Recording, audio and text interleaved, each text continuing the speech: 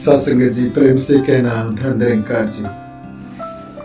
सत्संगत संत रामपाल को लेकर जो पहला वीडियो हुआ, उसके लिए जो भी बातें कही गई, जो भी तथ्य सामने रखे गए, उन सबको तो आपने देखा और सुना, और इस बात पर सोच विचार भी जरूर की होगी कि क्यों वो अज्ञानता के कारण दूसरों को भी भ्रमित कर रहे हैं और अपनी साथ संगत को भी वो सोचते हैं कि उनको एक नई दिशा दे रहे हैं, जबकि इसके विपरीत हो रहा है।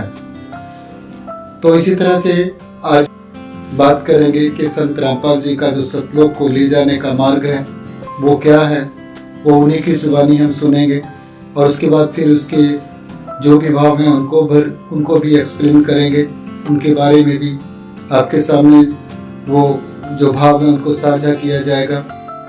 फिर उसके बाद इसी वीडियो के दौरान हम देखेंगे कि किस तरह से वो एक कबीर सागर की जो पंक्तियां हैं उसको लेकर वो विचार कर रहे हैं, और उसमें जो बता रहे हैं क्या उसका वास्तविक अर्थ वही बनता है या कुछ और बनता है, इस पर भी हम इस वीडियो पर विचार करेंगे।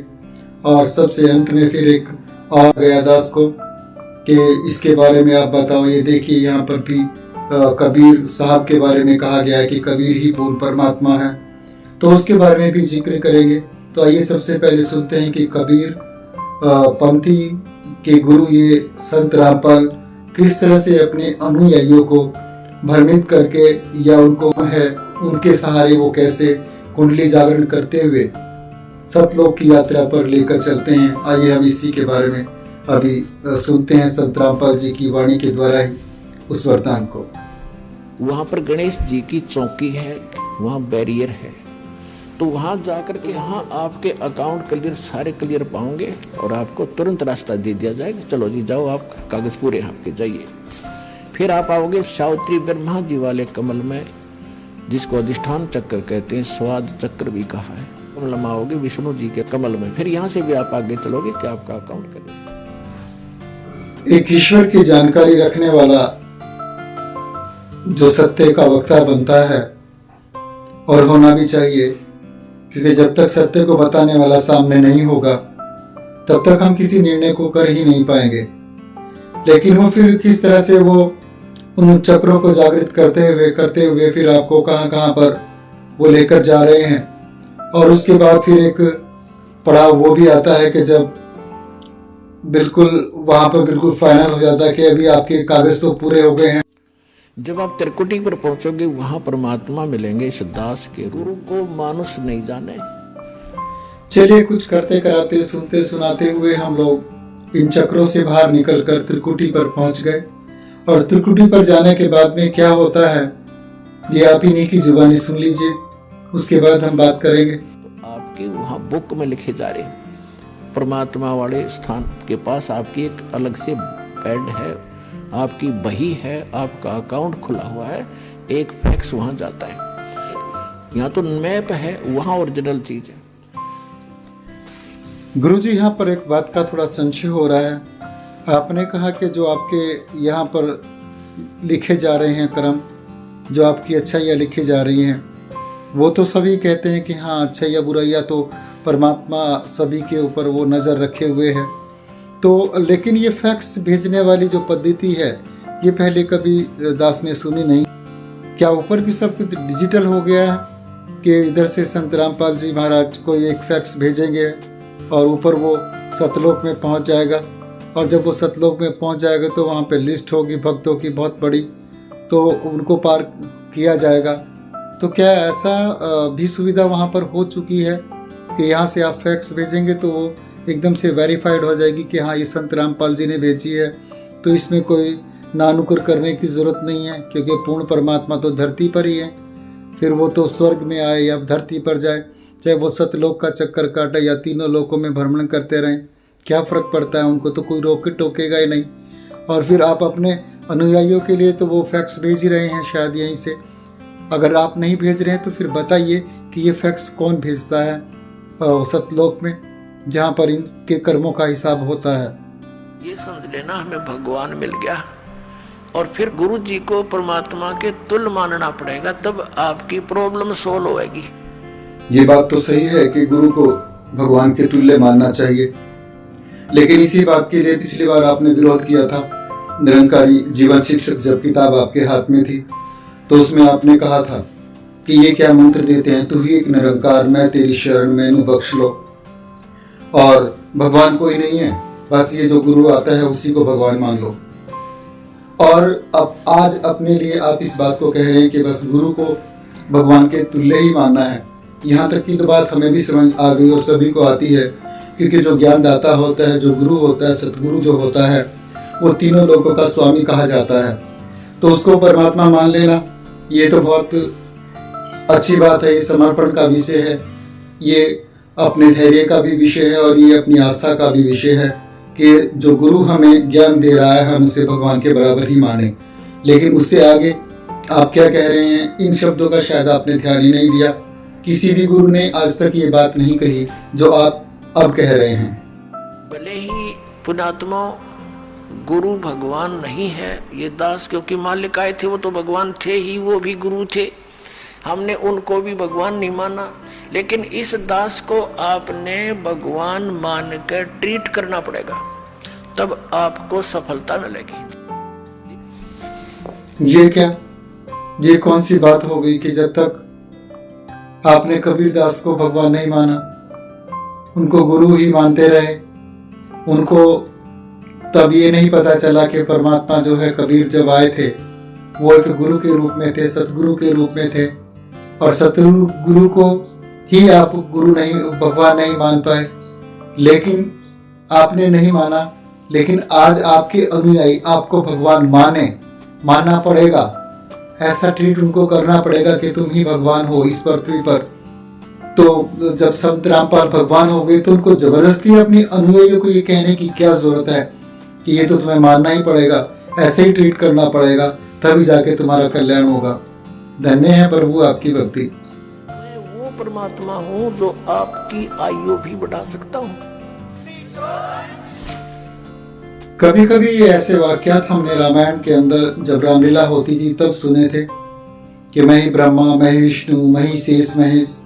वो लंकेश का एक डायलॉग होता था। इसमें और उसमें कुछ ज्यादा फर्क नहीं है, सिर्फ इतना सा फर्क है कि उन्होंने अपने परिवार के कल्याण के लिए, अपने उस कुल के कल्याण के लिए भगवान श्री राम जी से इन आत्माओं का कल्याण कराने के लिए वो सब कहानी रच डाली। वो सारा एक रंगमंच ऐसा बना डाला कि जिसकी वजह से राम जी को वहां आकर उसके परिवारों का उद्धार करना पड़ा। और एक इधर संत रामपाल जो कबीरदास जी छोड़कर चले गए यहाँ पर उनको इस पृथ्वी पर, और वो कहते हैं कि मैं वो परमात्मा हूं।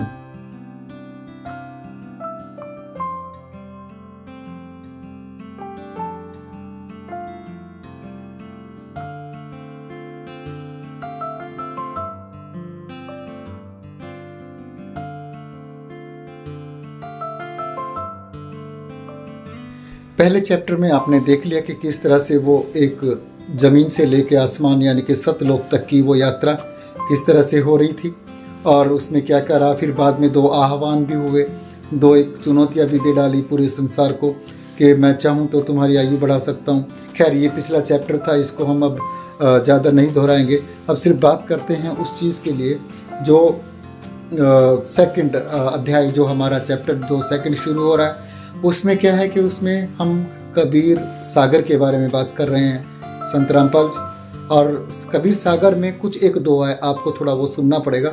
उसको सुनने के बाद ही आपको ये समझ आ पाएगा कि क्या कहा और ये कबीर दास जी के भाव क्या थे। ये वो दोहा सुनने के बाद ही आप उसको अच्छे से समझ पाएंगे।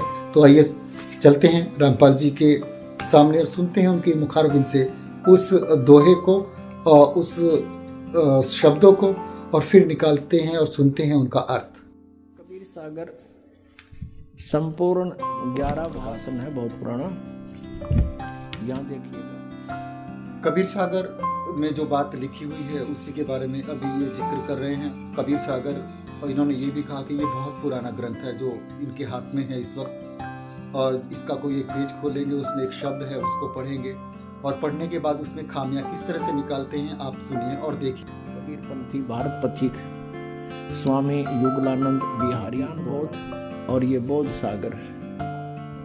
पृष्ठ नंबर 21 पर आपको धर्मदास ये जग बोराना कोई न जाने पद निर्वाणा, यही कारण मैं कथा पसारा जग से कहिए वो राम न्यारा। ये राम है, नाम इन्होंने गलत मिसप्रिंट कर दिया है कबीरपंथियों ने। भरम गए जग वेद पुराना आदि राम का भेद न जाना। ये राम है, नोट नाम। राम राम सब जगत बखाने आदि राम कोई बिरला जाने। ये नाम इन्होंने लिखा, गलत लिख दिया मिसप्रिंट, बाद में इन्होंने संशोधन करा अपनी जान में, लेकिन अकल तो इनमें थी नहीं। अब सचमुच ये संत जो कबीर दास रहे उनकी ही कही हुई वो वाणी है, और जिनको आप परमात्मा मान रहे हैं, जिनको आप भगवान मान रहे हैं, तो अगर वहाँ पर उन्होंने नाम लिखवाया गया या नाम लिखा उस जगह पर, तो नाम क्यों लिखा ये भी सोचने का विषय है, और आप राम क्यों लिखवा रहे हैं ये भी सोचने का विषय है। तो क्या ये कबीर पंथियों के लिए, चलो दास एक क्वेश्चन छोड़ देता है यहाँ पर, क्या यहाँ पर नाम आना चाहिए या यहाँ पर राम आना चाहिए? संत रामपाल जी महाराज की तरफ से तो यहाँ पर राम सही बैठता है, और आप कबीर पंथियों की तरफ से यहाँ पर क्या ठीक होता है, ये दास को कमेंट करके ज़रूर बताइएगा। अगर आपका कमेंट आता है तो उस पर दास रिप्लाई ज़रूर करेगा कि यहाँ पर ये अगर नाम हो तो क्यों हो और राम हो तो क्यों हो। उन दोनों के बारे में हम विस्तार से अगले वीडियो में अगर समय लगा तो हम जिक्र करेंगे। तो सभी कबीरपंथी इस बात को ध्यान से सुनने कि आपने ये एक तो मिसप्रिंट कर दिया, अपने आप को यहाँ पर साबित कर दिया कि आप में अकल नहीं थी। ये मैंने, ये संत रामपाल जी ने अभी इस वीडियो में बोला कि इनको अकल नहीं थी, तो इसलिए इन्होंने मिसप्रिंट करा दिया। अब सचमुच यहाँ चल रहा है कि राम राम सब जगत बखाने आदि राम माने सनातन परमात्मा, सबसे पहला प्रथम पुरातन भगवान कोई बिरला जाने। आदि राम की बात कर रहे हैं। आदि राम का मतलब पुरातन, सनातन, सबसे पहला मतलब कोई और भी भगवान था, दो हो गए। भगवान तो एक ही है, चाहे वो किसी भी ग्रंथ को आप उठा कर देख लें, चाहे वो भगवत गीता है उसमें भगवान एक है, और अगर आप कुरान उठाते हैं तो वहाँ पर भी अल्लाह एक है। अगर आप कोई और ग्रंथ उठाते हैं तो उसमें भी ईश्वर एक है, वाहेगुरु एक है, ओमकार एक है, सतपुरुष एक है। तो फिर ये आपने एक आदि राम कोई बिरला जाने, यहाँ पे भी राम नहीं लिखा, यहाँ पर भी नाम ही लिखा हुआ है, आदि नाम कोई बिरला जाने। मतलब कबीर दास जी ने ये 3-4 जगह नाम लिख दिया और उसको पलट कर आप 4-5 जगह राम लिख रहे हैं, तो इसका जवाब भी शायद बनता है। 3 लोक अपने सुत दीन्या सुन निरंजन बासालीन्या, अलख निरंजन सुन ठिकाना ब्रह्मा विष्णु शिव भेद न जाना। ब्रह्मा विष्णु महेश को नहीं मालूम। अभी जो 2 लाइनें इन्होंने पढ़ी उनका जो अर्थ है वो आप साथ संगत के सामने, आप पूरे जो भी अनुयायी हैं इनके भी और दूसरे भी किसी के, तो उनके सामने ये कहने वाली बात नहीं है। तो जो भी इस 2 लाइनों के 2 शब्द अगर सुनना चाहता है इनकी जुबान से, तो वो जाकर इनकी वीडियो को देख सकता है। तो इसीलिए, क्योंकि हमारे जो सतगुरु हैं माता सुदीक्षा सविंदर हरदेव जी महाराज, तो उनकी जो शिक्षाएं हैं वो इस तरह से ही हमारे को दी गई हैं कि मानव से मानव हो प्यारा, एक दूजे का बने सहारा। तो एक दूसरे को साथ लेकर चलने की ही बात हमेशा उन्होंने कही। प्यार, प्रेम, नम्रता, सहनशीलता, ये संतों के आभूषण होते हैं। तो इसलिए जो भी यहाँ पर बात सुनी जा रही हैं वो सब मर्यादित ही रहेंगी, और लेकिन मुझे नहीं लगता कि मैं ज़्यादा दिन तक अपनी मर्यादाओं को कायम रख पाऊँगा, क्योंकि अभी ये भी ध्यान बन रहा है कि ये अंतिम वीडियो शायद इनके लिए रहेगी। मैं इसके बाद इनके लिए तो वीडियो बनाऊंगा नहीं, क्योंकि अपनी भक्ति और अपनी ज़ुबान ख़राब करने की बात है।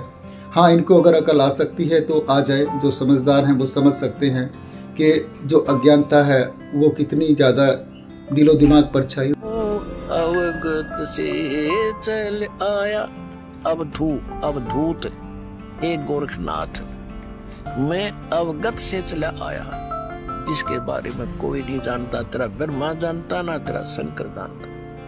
ना मेरा जन्म ना गर्भ बसेरा, बालक बन दिखलाया। काशी नगर जल कमल पडेरा, तहाँ दुलाहे न पाया। मात पिता मेरे कछु नाही, ना मेरे घर दासी। जोला का सुत आण कहाया, जगत गुरु मेरी हासी। ना मेरा जानो ज्ञान अपारा, सत स्वरूपी नाम साहेब का, ओहे नाम हमारा। अभिदास ने सोचा था कि कोई वीडियो नहीं बनाएंगे इनके लिए, लेकिन इस शब्द को सुनने के बाद एक ब्रह्म ज्ञानी दृष्टि से मनों में वो भाव उत्पन्न हो रहे हैं कि इस शब्द को लेकर तो एक वीडियो जरूर बनती है, क्योंकि इसके अंदर जो भाव हैं वो परमात्मा के ओतप्रोत हैं, जो कबीर दास जी ने अपने अनुभव इसमें शेयर किए।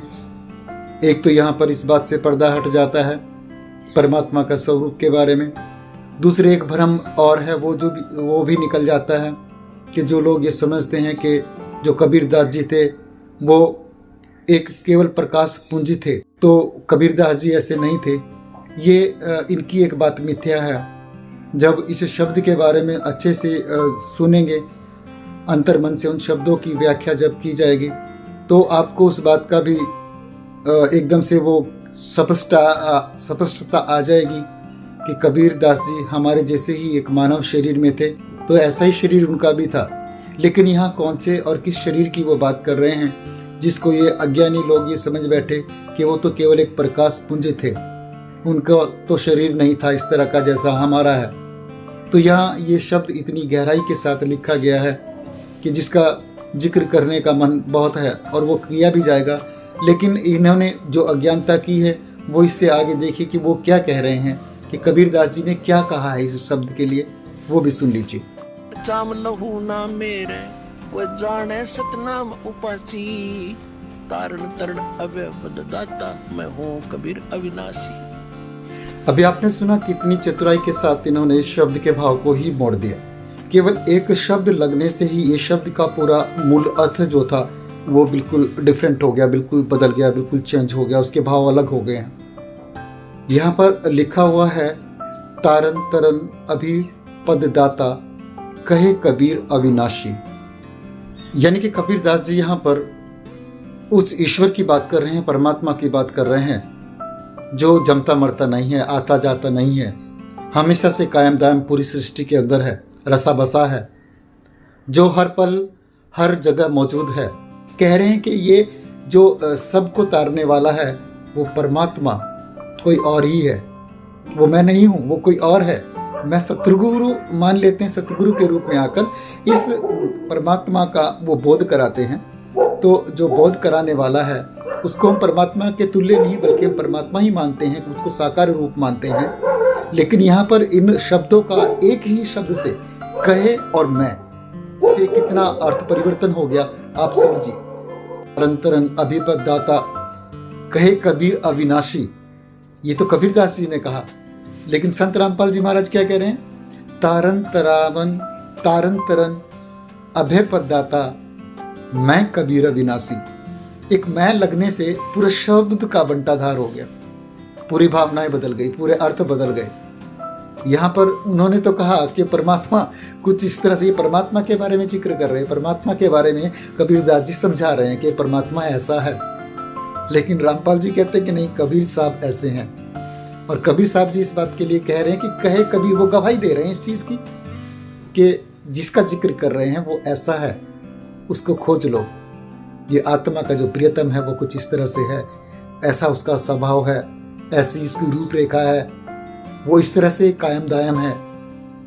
और ये संत रामपाल की चतुराई आप देखिए, तो जो कबीर सागर में लिखे हुए शब्दों को ही सही से भावार्थ नहीं कर पा रहा है और खुद कहता है कि मैं ही परमात्मा हूं, ये मानना ही पड़ेगा। तो भाई कैसे? क्या सब आंखें बंद करके बैठे हुए? सबकी सोच खत्म हो चुकी है। कौन सा हिप्नोटाइजमेंट कर दिया आपने इन सबको कि वो शब्दों को भी नहीं समझ पा रहे हैं। केवल एक ही बात, आपका एक इशारा, बस आपने कर दिया सो कर दिया।